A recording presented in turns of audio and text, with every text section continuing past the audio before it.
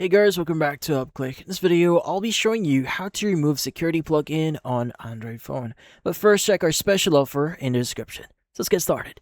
So if you want to remove any security plugins that is installed in your Android phone here, well, this one's quite easy. How do you do it? Well, first things first is you want to go ahead and go to your settings here, and you want to go and scroll down a bit, and you want to look for the option that says apps. Let's go and just select apps.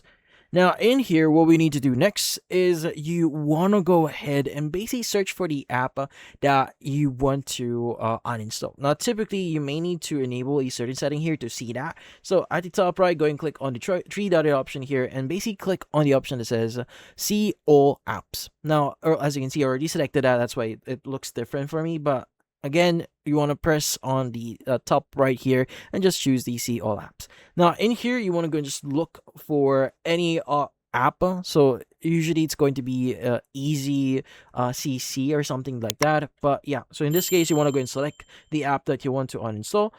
And from then on, just click on the uninstall button and just proceed with uninstalling it. But just in case you are unable to uninstall it, well, the next thing that you may want to do here is you may want to start managing your device admin. So in this case, you want to go and just go to your search at the very top here. Just type in the following, just device admin, and search for it. And you want to look for device admin here. Now, typically, it's going to be under security settings or sometimes under privacy. So that's why I recommend you to just search for it. It's going to be in a different place depending on your phone. But yeah, let's go and choose device admin here. You want to go and click on device admin.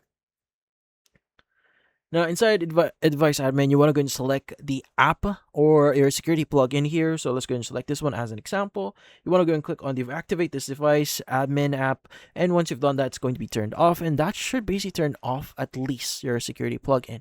But that's about it. So if you found this video helpful, hit the like and subscribe button and watch our next video.